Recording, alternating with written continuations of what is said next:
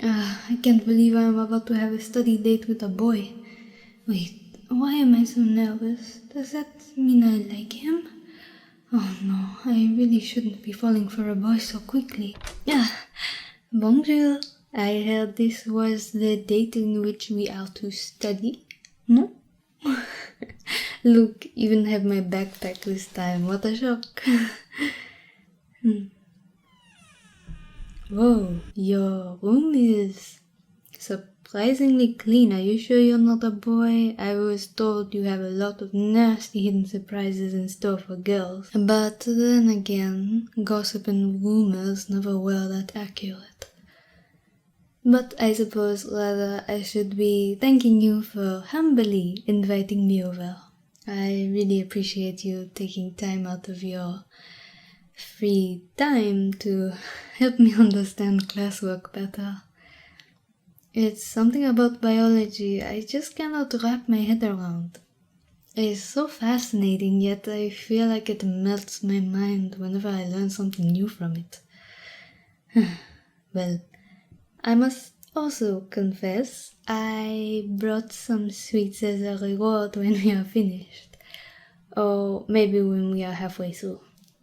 Nothing wrong with mini rewards. Helps keep me good with my objective or at the task at hand. I heard it's not good to do that, but well, to each their own, I say. Meh. I suppose I can get comfy on the bed. Shall we get started? First, seed dispersal. In order for nature to survive, it must think of ingenious way, I can't say it, to stay ahead of the competition. There are 5 main ways that plants in our current ecosystem ensure the preservation of their species: gravity, wind, ballistic, water, and last but not least, animals. Are you writing this down? Oh, for gravity, Barachori, or the plant use of gravity for disposal is a simple means of achieving seed dispersal. The effect of gravity on heavier fruits causes them to fall from the plant when ripe. Fruits exhibiting this type of dispersal include apples, coconuts, and passion fruit, and those with harder shells, which often roll away from the plant to gain more distance. For ballistic dispersal, Balachori is a type of dispersal where the seed is forcefully ejected by explosive dehiscence? I swear, English is no fun sometimes. Dehiscence of the fruit. Often the force that generates the explosion results from turgor pressure within the fruit or due to internal tensions within the fruit. Okay, so I understand what the book is trying to say, but the words don't make sense. I get it that it explodes inside, but my goodness, that's difficult. Some examples of plants which disperse their seeds autocoriously include Arceuthobium, Cardamine, Hirsatutu. Answer me this, why aren't you the one reading? Okay, so just because you already know, you're going to make me the one with the accent and the one who cannot even read English properly to read it all out loud. Yeah, I see. Pick on the French girl, huh? Okay, for wind dispersal or and a mercury is one of the more primitive means of dispersal. A wind dispersal can take on one or two primary forms. Seeds can float on the breeze, or alternatively they can flutter to the ground. The classic example of these dispersal mechanisms in the temperate northern hemisphere. Oh, that makes sense. I thought it said temperature. I didn't understand. They include dandelions, which have a fairly paupus attached to their seeds and can be dispersed long distances, and maples, which have winged seeds, samaras, and flutter to the ground. For water, many aquatic, water-dwelling, and some terrestrial, land-dwelling species use hydrocory, or seed dispersals to water. Seeds can travel for extremely long distances, depending on a specific mode of water dispersal. This especially applies to fruit, which are waterproof and float on water. The water lily is an example of such a plant. Water lily flowers make a fruit that floats in the water for a while and then drops down to the bottom to take root on the floor of the pond. I guess that makes sense now. And last, but certainly not least, animals. Animals can disperse plant seeds in several ways, all called zoochory. Seeds can be transported on the outside of vertebrate animals, mostly mammals, a process known as epizoochory. Plant species transported externally by animals can have a variety of adaptations for dispersal, including adhesive mucus. That's what's in your nose, right? And a variety of hooks, spines, and palps. A typical example of an epizoochorous plant is Trifolium augustitifolium, a species of old world clover, which adheres to animal fur by means of stiff hairs covering the seeds. So I suppose like a hook. That reminds me of my cat back in France. He was an outdoor cat and he would get covered in these tiny little balls of seeds and they all had hooks on them, and he would be so mad when I had to clean him. I had to kind of pull them off him or else I couldn't get them at all, but I always gave him a treat afterwards. I am not a mean owner.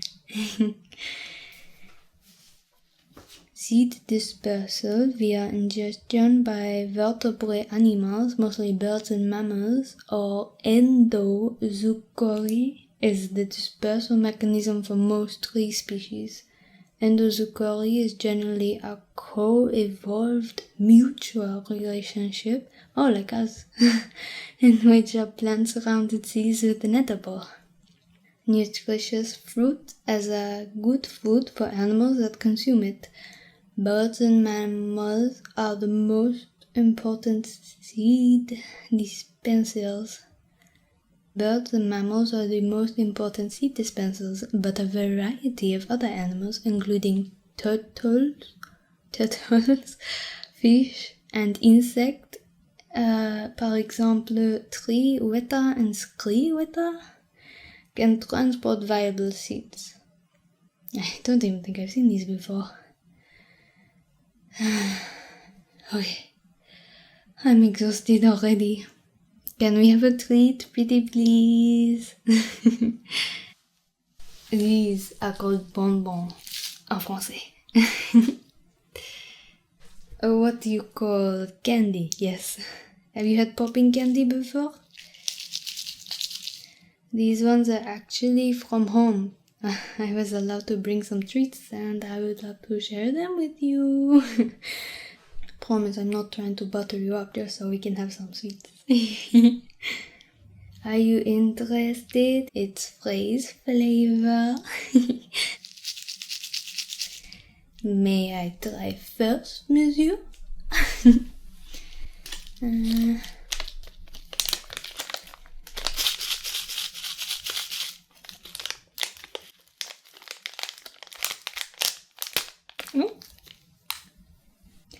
There is also this inside. I don't know the word in English. Oh, a lollipop or sucker. I thought sucker was a mean thing, like, oh, you suck. Okay, ready?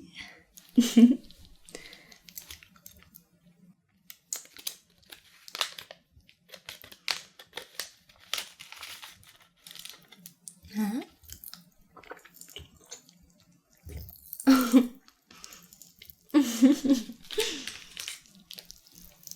Wow.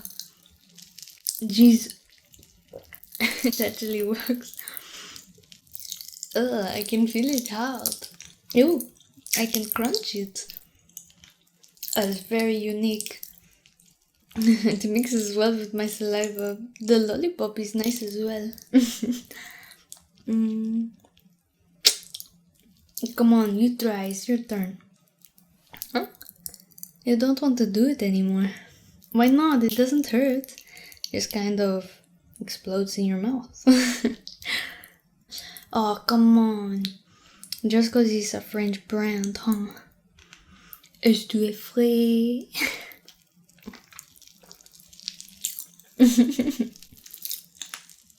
Don't tell me I'm gonna have to put it on my lips and kiss you to get you to try it. Huh? He's blushing. I think he does like me, but I'm so awkward. Well, we will just keep writing notes instead then, since you don't really seem up for much fun. I'll stop eating it once the popping stops.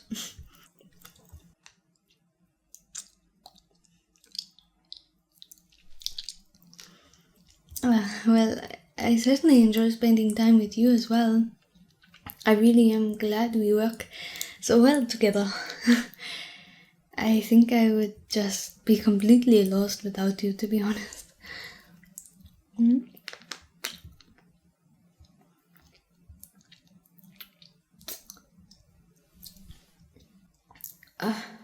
Is he picking up my hints? Oh, that reminds me. Did you ever think of that nickname?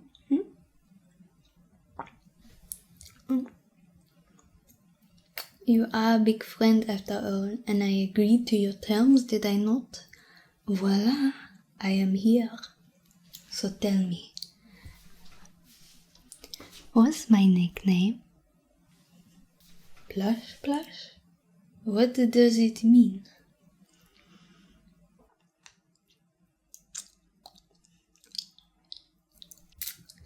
Whoa, I love it very much, thank you. You really do treat me so well with kindness.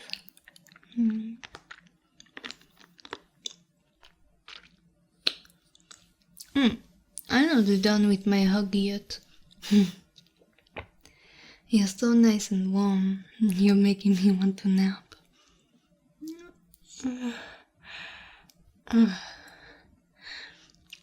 Would you be opposed to this?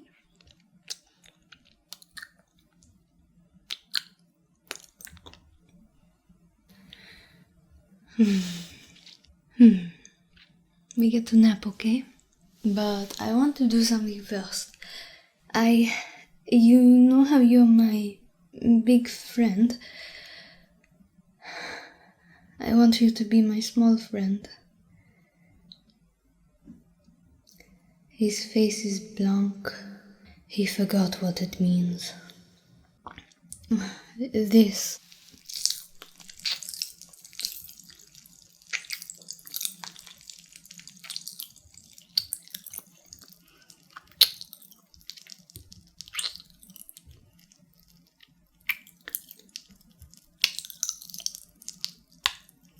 Do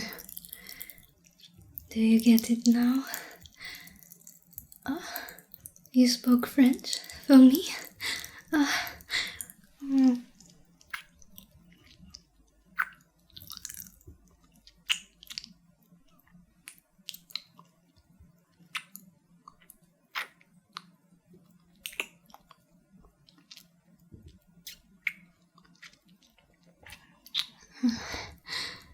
Maybe we lie down together. That sounds really nice right now.